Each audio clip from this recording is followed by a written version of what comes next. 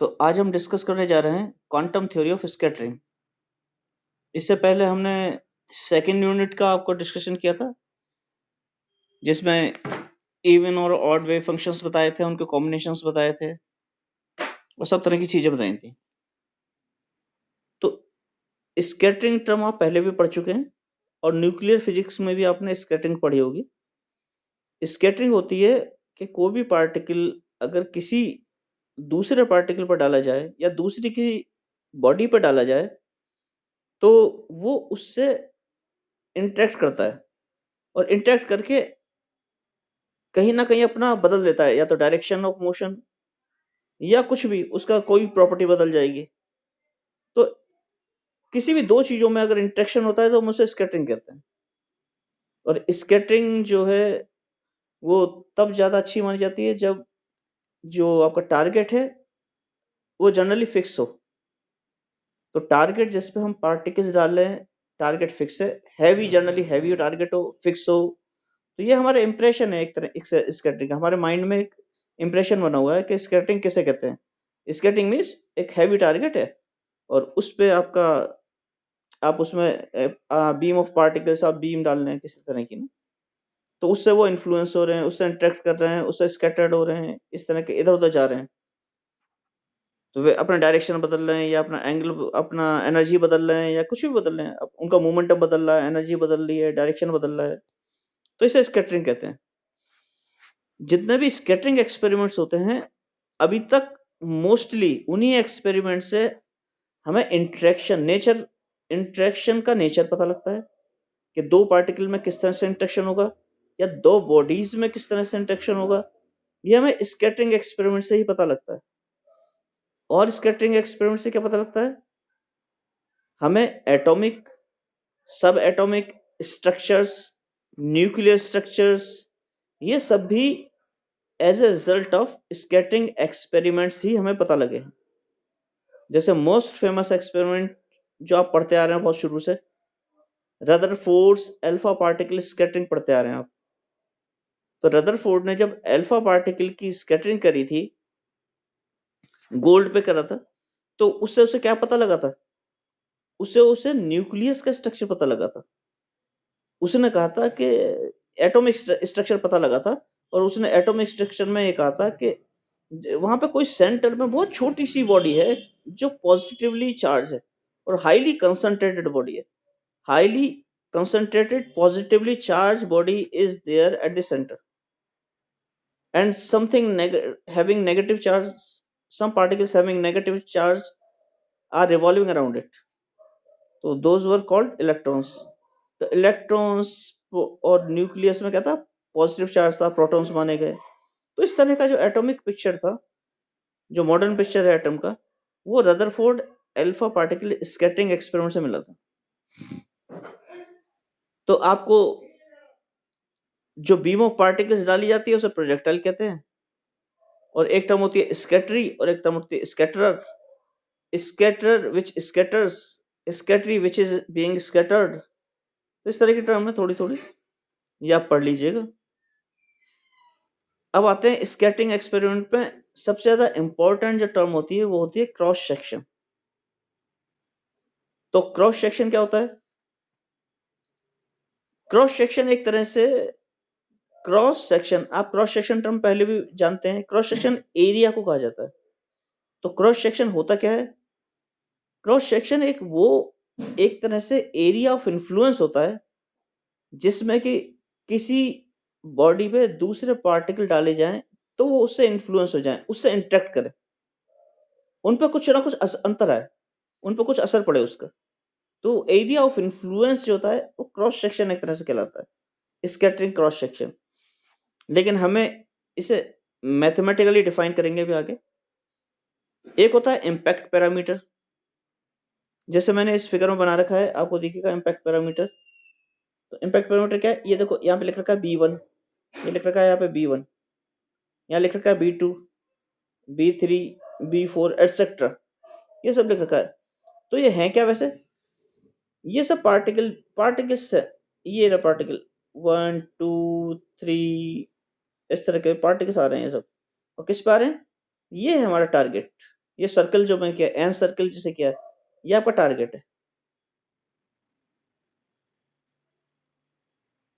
इस पे पार्टिकल आना है टारगेट पे।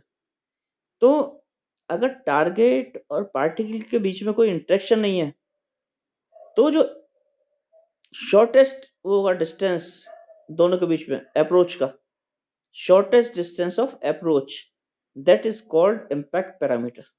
ये मैंने अपने नोट्स में लिख भी रखा है, इसे आप पढ़ लीजिएगा अभी क्या क्या लिखा है। इसमें स्कैटरिंग एक्सपेरिमेंट में क्या क्या कंडीशंस होती हैं वो लिख रखी है। जैसे इंसिडेंट बीम जो होती है वो यूनिफॉर्म होनी चाहिए, the density of particles should be sufficiently small, यानी इंसिडेंट बीम में जो डेंसिटी ऑफ पार्टिकल्स है वो सफिशिएंटली स्मॉल होनी चाहिए, आई नॉट जिसे कहा गया है। सफिशिएंटली स्मॉल इसलिए होनी चाहिए कि उनमें आपस में इंटरेक्शन ना शुरू हो जाए, इसलिए दूर दूर होनी चाहिए पार्टिकल्स। ये अब आगे आपको फिगर दिख रही है, इस फिगर में दिख रहा है कि ये देखो ये बीम ऑफ पार्टिकल्स आ रही है, बीम ऑफ पार्टिकल्स आ रही है और यहाँ पे टारगेट रखा है, ओ पॉइंट पे टारगेट रखा है, ये ओ को मैंने सर्कल कर दिया, ओ पॉइंट पे टारगेट रखा है। अब ये बीम ऑफ पार्टिकल्स जो आएगी वो इनसे क्या होगी, इससे इससे इन्फ्लुएंस होगी ओ पॉइंट पे जो टारगेट है, और इन्फ्लुएंस होकर इधर उधर जाएगी। कहाँ जाएगी, एक इधर जाएगी, एक इधर जाएगा, एक इधर जाएगा, इस तरह से जाएंगे वेरियस डायरेक्शंस में। ये मैंने देखो डायरेक्शन किसी भी डायरेक्शन में जा सकता है, स्कैटर्ड पार्टिकल ऐसे जा सकते हैं ओ से। जब ऐसे डायरेक्शन में जाएंगे तो हम देखना चाहते हैं किस डायरेक्शन में कितने पार्टिकल गए। यही हमारा स्कैटरिंग एक्सपेरिमेंट का एम होता है कि हम एक पर्टिकुलर डायरेक्शन में नंबर ऑफ स्कैटर्ड पार्टिकल्स निकालते हैं, और number of scattered particles he cross section के प्रोपोर्शनल होते हैं। क्रॉस सेक्शन एक तरह से इनडायरेक्टली प्रोपोर्शनल होता है नंबर ऑफ स्कैटर्ड पार्टिकल। तो एक तरह से हम एक्सपेरिमेंट में तो मेजर करते हैं number of scattered particles in a particular direction, और उसी से क्रॉस सेक्शन को लिंक करते हैं। तो जैसे यहाँ पे दिखा रखा है ये डिटेक्टर है, ये यहाँ पे हमने डिटेक्टर लगा रखा है, और डिटेक्टर क्योंकि सॉलिड डिटेक्टर है यानी 3 डायमेंशन होता है, ये 3 डायमेंशन, इसलिए ये एक 3 डायमेंशनल एंगल बनाएगा जिसे हमने डी ओमेगा कह रखा है। ये डी ओमेगा ये सॉलिड एंगल कहलाता है। सॉलिड एंगल आप जानते हैं, आप मैथमेटिक्स में बीएससी में पढ़ चुके हैं, फिजिक्स में भी बीएससी में पढ़ चुके हैं। सॉलिड एंगल, डिटेक्टर का सॉलिड एंगल यहाँ डी ओमेगा। यहाँ 2 टर्म हम यूज करते हैं, 2 तरह की इंटेंसिटी होगी, एक आई थीटा फाई, एक होगी आई नॉट। ये आई नॉट ने नीचे देखो बेटा, मैंने नीचे सर्कल कर दिया, सर्कल नीचे एनसर्कल कर दिया आई नॉट को। तो जो आई थीटा फाई है ये एक पर्टिकुलर डायरेक्शन, क्योंकि हम 3 डायमेंशन ले रहे हैं तो एक पर्टिकुलर डायरेक्शन थीटा और फाई में जो नंबर ऑफ स्कैटर्ड पार्टिकल्स हैं उन्हें रिप्रेजेंट कर रही है आई थीटा फाई। और आई नॉट क्या कर रही है, आई नॉट कर रही है जो इंसिडेंट पार्टिकल्स हैं उन्हें रिप्रेजेंट कर रही है I not I not intensity. I not incident particles की इंटेंसिटी को रिप्रेजेंट कर रही है, और I theta phi scattered particle की इंटेंसिटी को रिप्रेजेंट कर रही है।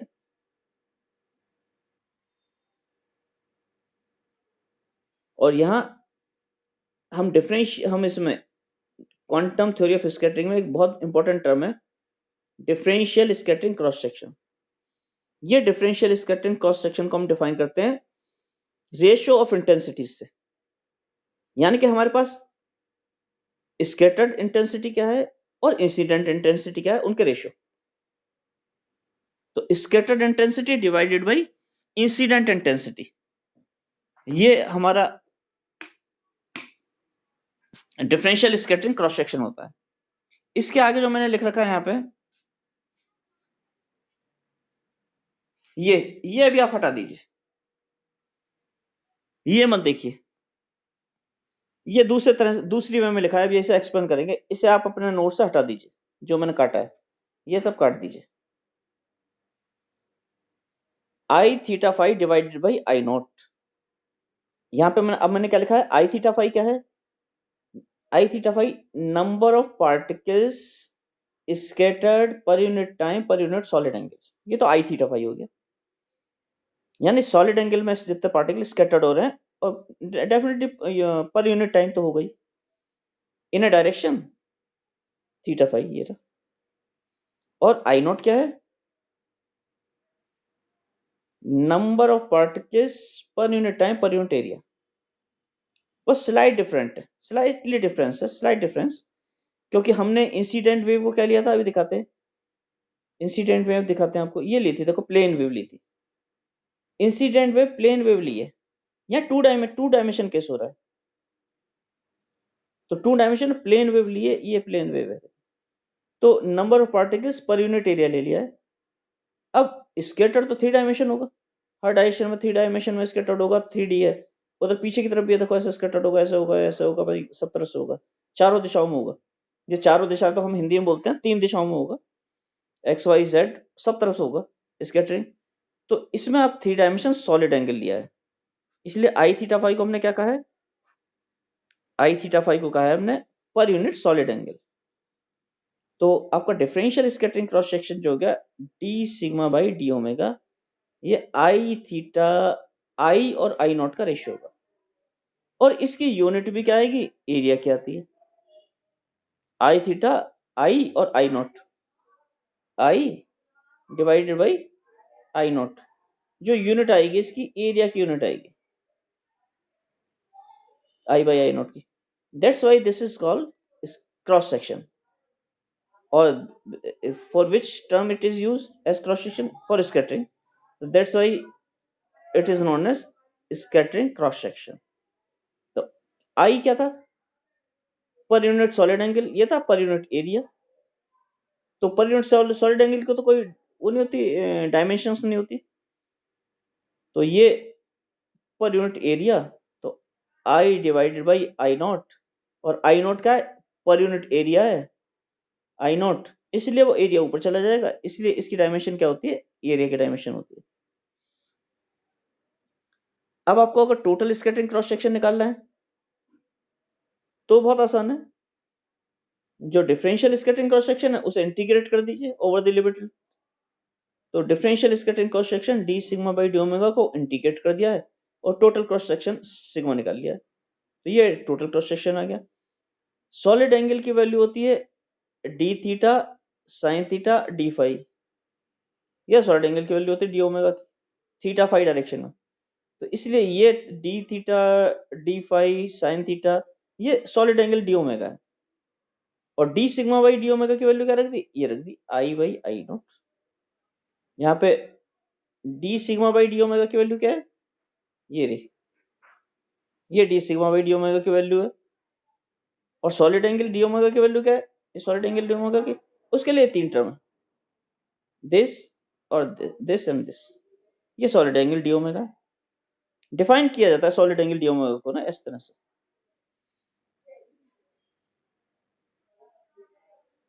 थोड़ा सा आगे बढ़ते हैं,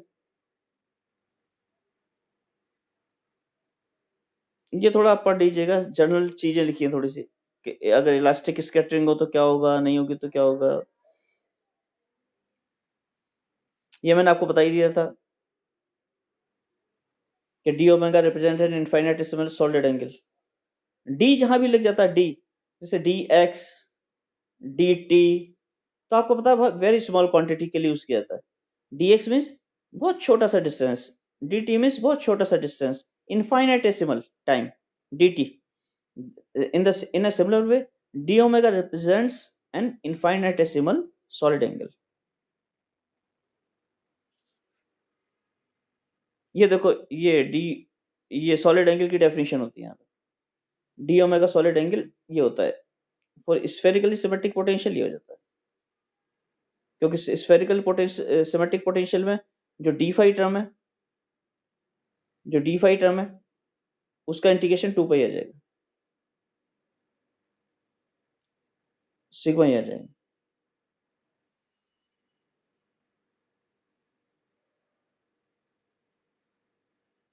ये भी है, कोई खास बात नहीं है, ये जो मैंने लिखी है ये सब आप देख लीजिएगा, जनरल डिफाइन कर रखा है कि इंसिडेंट पार्टिकल्स हैं,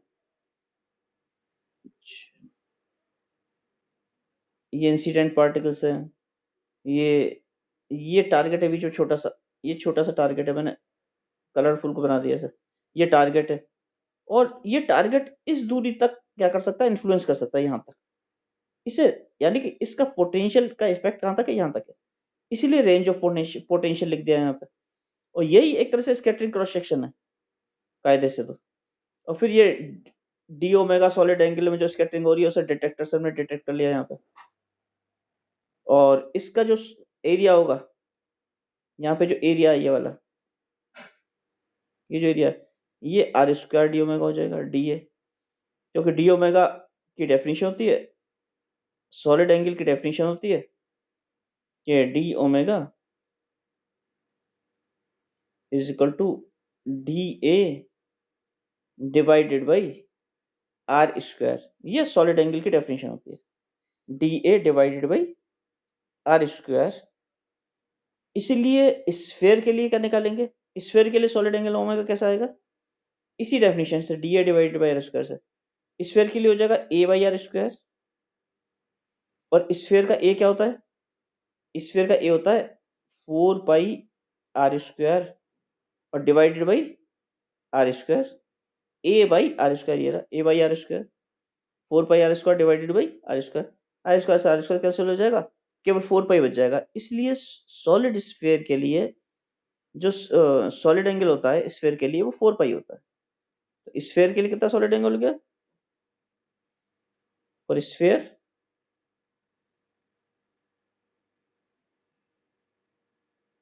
solid angle is equal to 4 pi. ये मैंने आपको निकाल के दिया था 4 पाई कैसे होगा, इस तरह से आप सॉलिड एंगल निकलता है।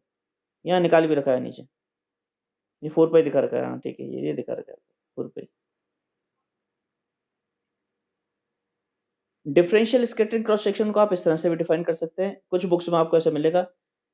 डिफरेंशियल स्कैटरिंग क्रॉस सेक्शन क्या था, D sigma by D omega, ये रहा D sigma by D omega. इस ऐसे भी डिफाइन कर सकते हैं 1 upon J I N C, I N C means incident flux, और multiplied by this D N theta five divided by D omega. और अभी क्या डिफाइन किया था हमने डिफरेंशियल स्कैटरिंग क्रॉस सेक्शन को, D sigma by D omega को अभी हमने डिफाइन किया था D sigma by D omega को आई डिवाइडेड बाई आई नॉट, ये डिफाइन किया था। और आई क्या था, आई थीटा फाइव, आई थीटा फाइव था, क्या खुल गया यहाँ पे, आई थीटा फाइव था, ये सेम है। आई थीटा फाइव क्या था,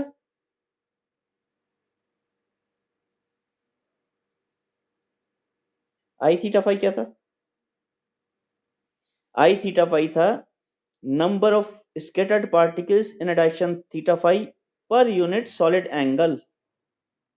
तो वही है ये आई थीटा फाइव जो है, ये रहा D N by D omega, D N number of scattered particles in a direction theta five divide by D omega, तो पर यूनिट सॉलिड एंगल। तो आई थीटा फाइव तो ये वाली टर्म हो गई जो मैंने सर्कल की है, और डिवाइडेड बाई आई था, आई क्या थी, number of incident particles per unit area, वही जे आई एन सी है। तो ये this is nothing but the another form of I theta five divided by I. Same I theta five is this much term, this term, और I is this J I N C, इन्हें मैंने define भी कर दिया है।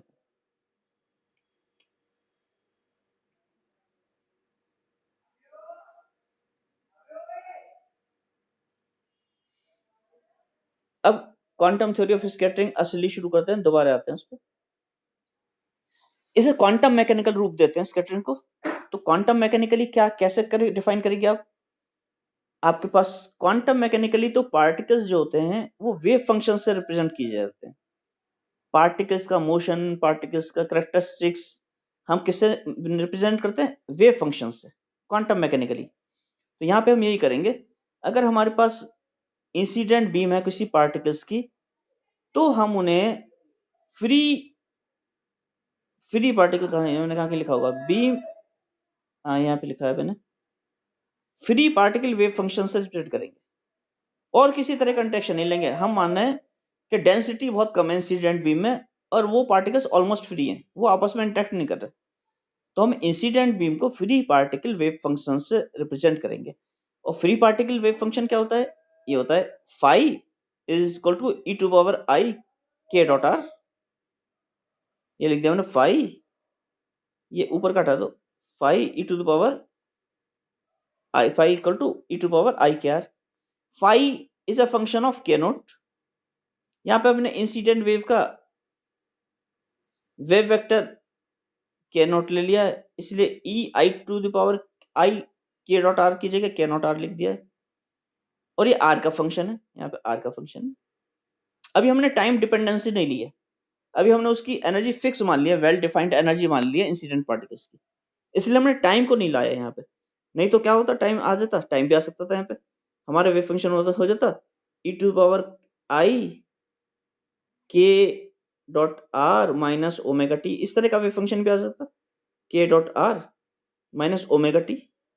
तो time factor अभी हमने छोड़ दिया यहाँ पे, तो हम सिंपल वेव फंक्शन ले रहे हैं फ्री पार्टिकल का, इंसिडेंट बीम का। कैसे, phi is equal to E to power I K R, के डॉट आर, यहाँ पे मैंने लिख दिया टेकिंग टी एस जीरो। तो इसके लिए ठीक है, बहुत अच्छा है। श्रोडिंगर इक्वेशन आपको पता ही है क्या होती है,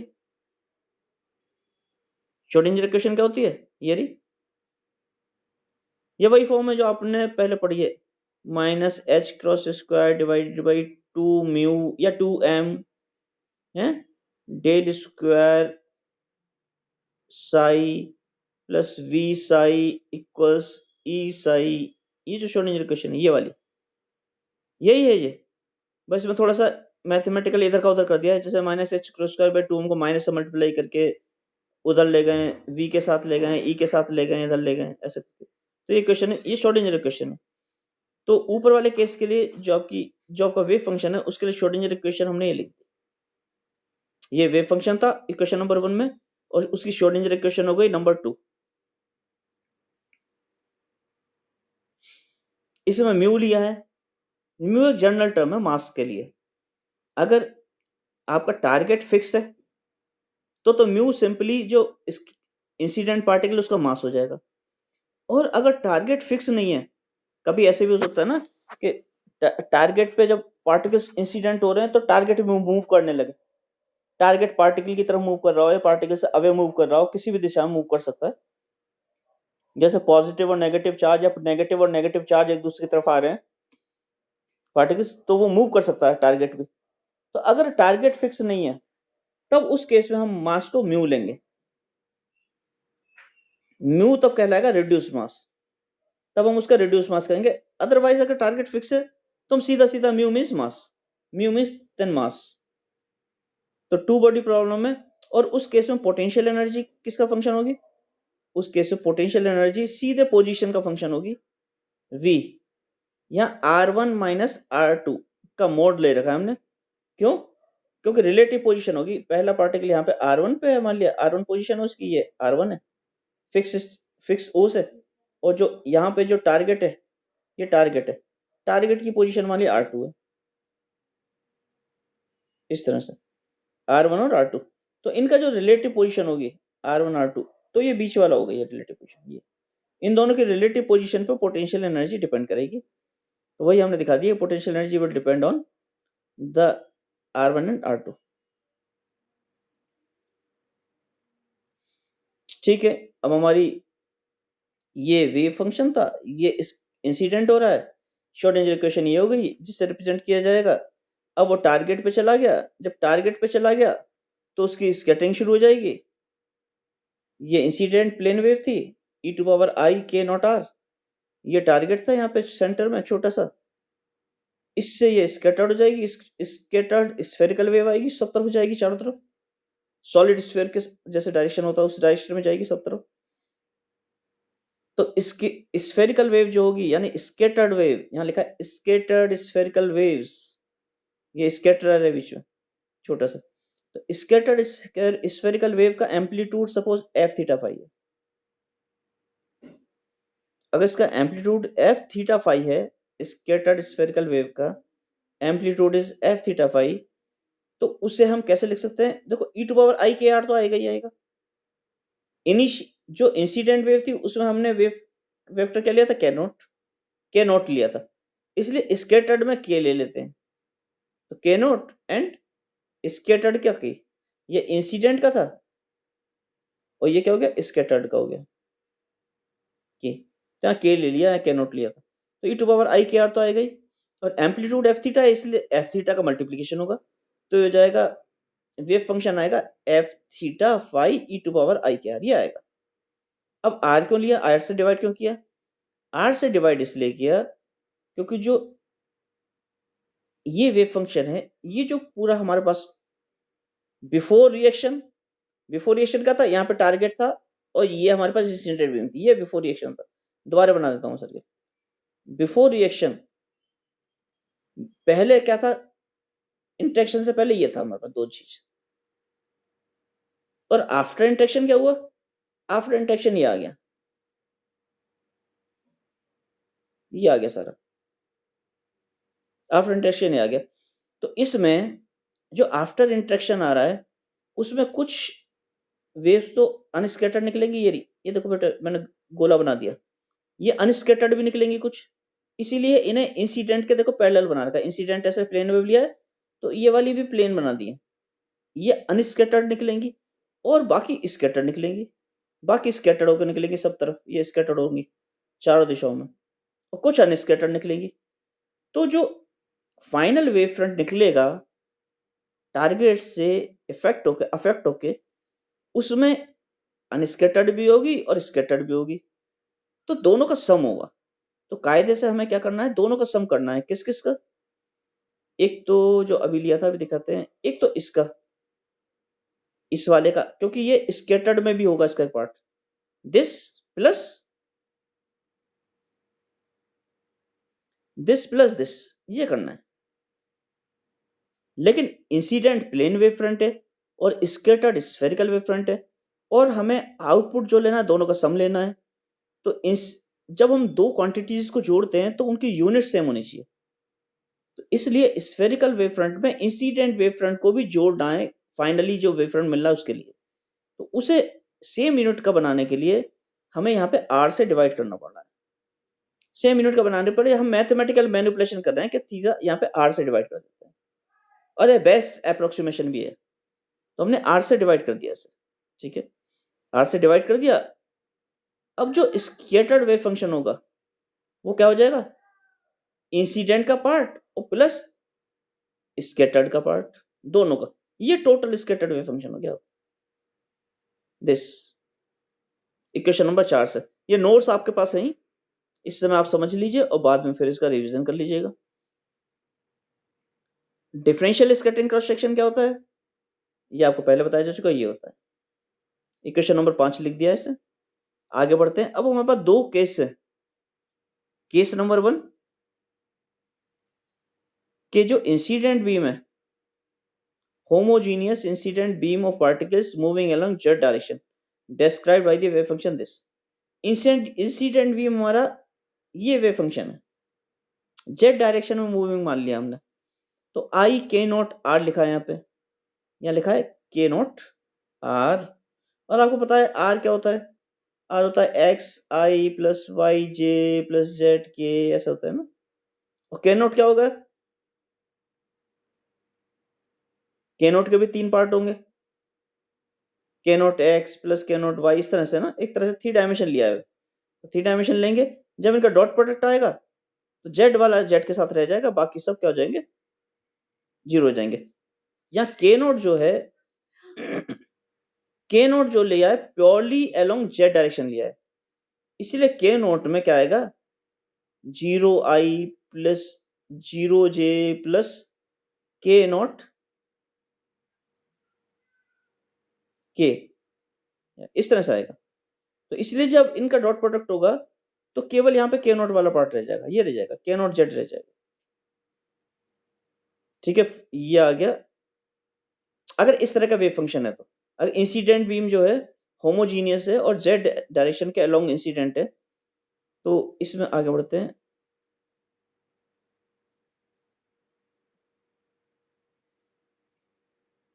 प्रोबेबिलिटी करंट डेंसिटी क्या होती है, यह मैंने यहाँ लिखा होगा, ये लिखा है आपने यहाँ पे। हम प्रोबेबिलिटी करंट डेंसिटी एक्सप्रेशन पहले भी पढ़ चुके हैं, और प्रोबेबिलिटी करंट डेंसिटी एक्सप्रेशन क्या होता है, प्रोबेबिलिटी करंट डेंसिटी एक्सप्रेशन होता है ये,